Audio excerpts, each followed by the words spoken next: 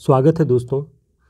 आप सभी की परीक्षाएं बहुत नज़दीक हैं, इसलिए टाइप कंटेंट हम नहीं दे पा रहे हैं। तो मुझे लगा कि मैं अपने जो मेरे बनाए हुए नोट्स हैं उनसे कुछ महत्वपूर्ण प्रश्न आपसे साझा करूं और वो आपकी परीक्षाओं के लिए उपयोगी हो सकते हैं। तो हैंड रिटन नोट्स हैं, संभव है कि राइटिंग आप लोगों को समझ में आ जाए।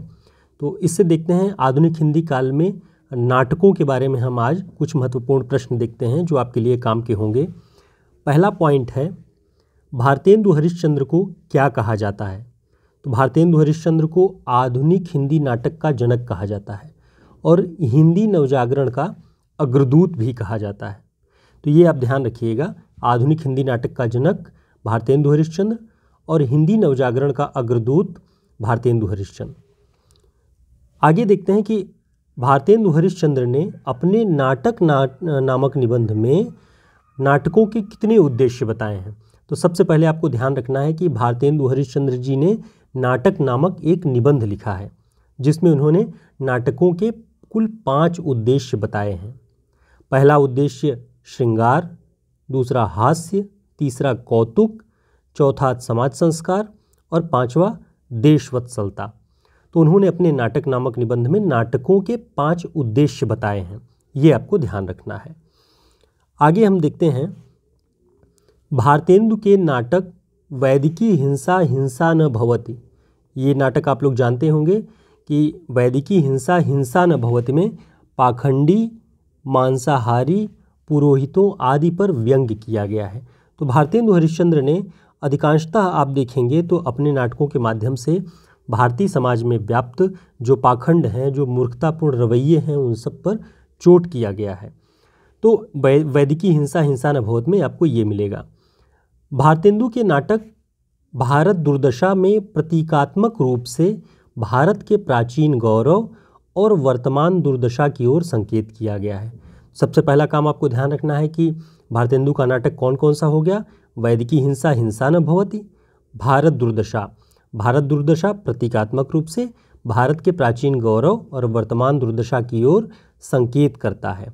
ठीक, तो आगे बढ़ते हैं। रामविलास शर्मा जी ने भारतेंदु के नाटक चंद्रावली, एक महत्वपूर्ण नाटक भारतेंदु का आप और जान गए, चंद्रावली। चंद्रावली को रामविलास शर्मा जी ने क्या कहा है? भारतेंदु की आत्मा का प्रतिरूप कहा है। प्रश्न यह बन सकता है कि भारतेंदु के किस नाटक को रामविलास शर्मा जी ने भारतेंदु की आत्मा का प्रतिरूप कहा है? तो वह नाटक है चंद्रावली। अगला पॉइंट है, महावीर प्रसाद द्विवेदी का नाट्य सिद्धांतों पर आधारित पुस्तक कौन सी है? तो भारतेंदु हरिश्चंद्र ने नाटक नामक एक निबंध लिखा और महावीर प्रसाद द्विवेदी जी ने नाट्य सिद्धांतों पर आधारित एक पुस्तक लिखी और उसका नाम रखा नाट्यशास्त्र। अब यही जब काव्यशास्त्र की पुस्तक में आप देखेंगे तो वहाँ एक नाट्यशास्त्र भरत मुनि जी ने लिखा हुआ है। तो आधुनिक दौर में जब ऑप्शंस में पूछे तो महावीर प्रसाद द्विवेदी, और काव्यशास्त्र में जब यह प्रश्न पूछा जाए काव्यशास्त्र के आचार्यों के साथ नाम देकर, तब आपको भरत मुनि पर लगाना है टिक। तो आपको ये बात बहुत गंभीरता से ध्यान देनी होगी। अगला पॉइंट है, जयशंकर प्रसाद का सर्वाधिक प्रौढ़ नाटक कौन सा माना जाता है? नाटक तो बहुत सारे उन्होंने लिखे हैं, कामना, स्कंदगुप्त, चंद्रगुप्त, एक घूंट, तो इस तरह के उनके कई नाटक हैं, लेकिन सर्वाधिक प्रौढ़ नाटक किसे माना जाता है? जयशंकर प्रसाद का स्कंदगुप्त। जयशंकर प्रसाद का अंतिम नाटक कौन सा माना जाता है? जयशंकर प्रसाद का जो अंतिम नाटक है वह है ध्रुव स्वामिनी। ध्यान रखिएगा, ध्रुव स्वामिनी नाटक का विषय क्या था? ध्रुव स्वामिनी नाटक का जो विषय है वह है विधवा विवाह को सम्मति प्रदान करना, नारी मुक्ति, नारी स्वतंत्रता की चेतना को, और साथ ही आपको इसमें एक तरह से जो तलाक की प्रथा है वो भी दिखाई देगी इस नाटक में। तो विधवा पुनर्विवाह कुल मिला के इसका मुख्य उद्देश्य इस नाटक में दिखाई पड़ता है। अगला पॉइंट है, हरिकृष्ण प्रेमी द्वारा रचित कौन सा नाटक प्रसिद्ध है? रक्षाबंधन। ध्यान रखिएगा, रक्षाबंधन बहुत प्रसिद्ध नाटक है हरिकृष्ण प्रेमी जी का।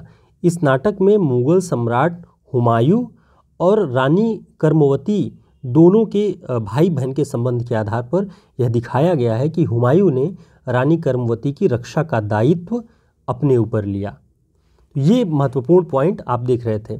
इसके अलावा और जो महत्वपूर्ण पॉइंट्स हैं, भारतेंदु के नाटक अंधेर नगरी में अयोग्य शासकों की मूर्खतापूर्ण नीतियों से उत्पन्न समस्याओं पर व्यंग्यात्मक प्रहार है।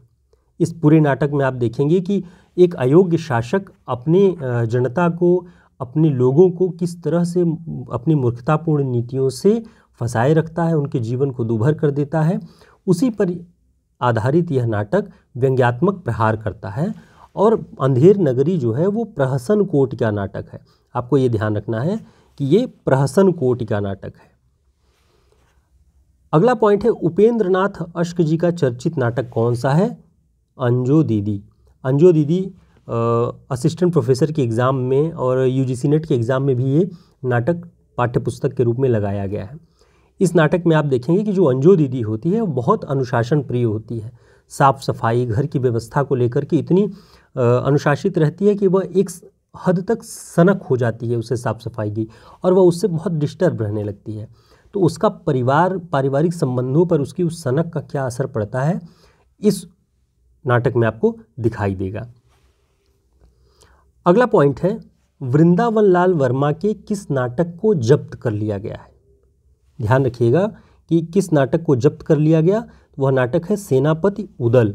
सेनापति उदल यह 1909 ईस्वी में प्रकाशित हुआ और ब्रिटिश शासन ने इसको जब्त कर लिया। जब्त किए गए साहित्य में आपको पिछले वीडियोज़ में जब प्रेमचंद की बात हम कर रहे थे तो हमने बताया था कि प्रेमचंद जी का शुरुआती जो कहानी संग्रह था सोजे वतन, 5 कहानियों का संग्रह था, उसे ब्रिटिश सरकार ने जब्त कर लिया था। और उस कहानी संग्रह में देश प्रेम की भावना से ओतप्रोत 5 कहानियों का संग्रह है। तो प्रेमचंद जी का जो प्रतिबंधित एक पुस्तक थी वो थी सोजे वतन, और वृंदावन लाल वर्मा जी का कौन सा नाटक प्रतिबंधित किया गया?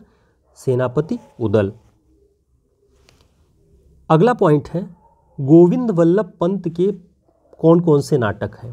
गोविंद वल्लभ पंत के अंगूर की बेटी और राजमुकुट। ठीक, अंगूर की बेटी और राजमुकुट।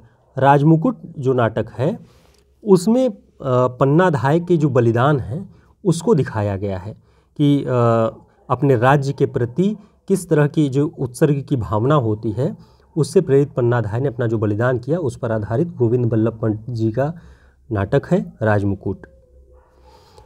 अगला पॉइंट है, रामेश्वर प्रेम। यह कई बार परीक्षाओं में पूछा गया है। इनका प्रसिद्ध कौन सा नाटक है? उस नाटक का नाम है लोमड़ वेश। लोमड़ वेश रामेश्वर प्रेम जी का है।